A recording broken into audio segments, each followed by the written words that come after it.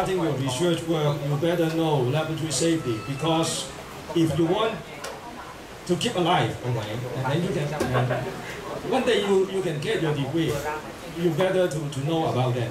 You need it. So, Michael Leung is my name. I'm a professor in chemistry, and then now I also work with our EHS centers as in the occupational safety sections as an officer. Before that, I would like to give you some numbers here. First of all, of course, the NTUSD will have some kinds of the security number. Try to, well, you better to input all the number in your mobile phone. So in case if you need, okay, you can have the number at hand. Okay, please keep all the number not only in your mind but also in your mobile phone. Then of course you need to know the number for the fire department or also the ambulance. And the rescue or police is 110, 119. You need to call anywhere elsewhere use of your mobile phone. You can just press 119 and then you can talk to the fire department or the police department. But remember one thing, I would like to remind you one thing indeed is, when you call, okay, don't just simply say that, okay, I need help, and then you hang up the phone. You have to keep it online and then keep in touch with the police until they know all the information they need, including the address, the positions where you are, and what's going on, what kinds of the help you need. Not until they said you can hang up your phone. Don't do that, and then keep online and keep in touch with them. Okay. If they think they have enough information, they will tell you, okay, please hang up your phone. Okay. So it is important to know about that. And then after that, don't forget to call your university security at the front gate. Because when police or maybe the fire department, the firemen, arrived at the universities, they have no idea where you are because you just know the building number, IB401. Nobody knows where IB401 will be except the security. So please let the security know about that. And then once the fire department's people or the police arrive at different gates, they will guide those people to help you. Okay? They guide people to help you. So these two concepts, you have to keep it in mind. Okay? Keep it in mind. Before anything, I have to remind you one thing. Indeed, is the law, codes and regulations in Taiwan.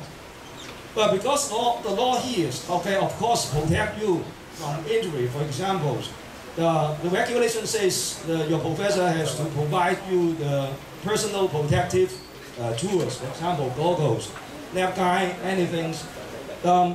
It's good because these kinds of law help to protect you from injury.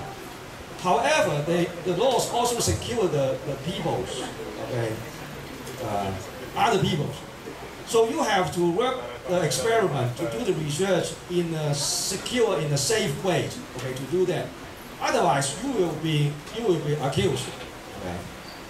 Now, of course, if accident happens, behind it will be the civil liability and also the criminal liability. For the civil liability, that means you have to pay money, okay, to settle, to make the settlement, okay, if you're wrong.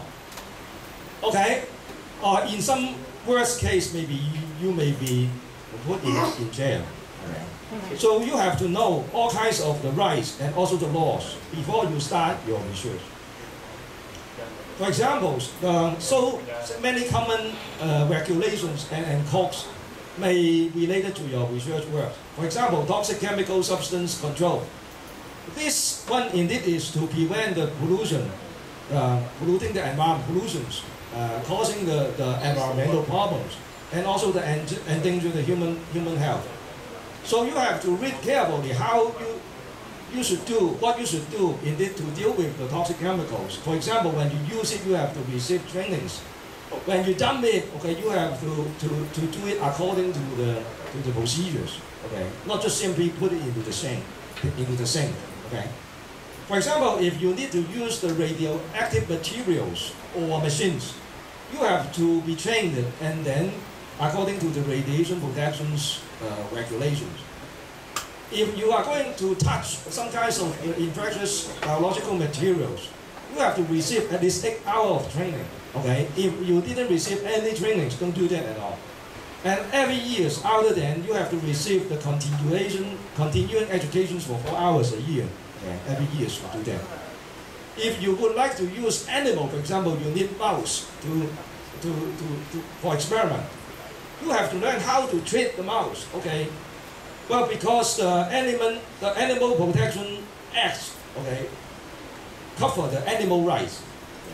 You cannot do really things nasty to the animals. So you have to learn how to treat the animals in the right way. For example, otherwise you will be sued. Now, of course, the worst situation indeed is so-called the loss on offense against the public safety. Well, because if you do something wrong that against the public safety, you will be really in jail. For example, setting fire, causing flooding, explosions, releasing the nuclear radioactive material outside. Okay, for example, use the radioactive material to hurt somebody else.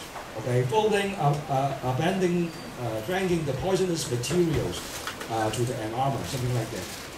Okay, if you do that, if you dare to do that, I dare say you will be in jail. Okay. So you have to learn what kinds of things you can do and what kinds of things you cannot do. The offense of causing injury and homicides.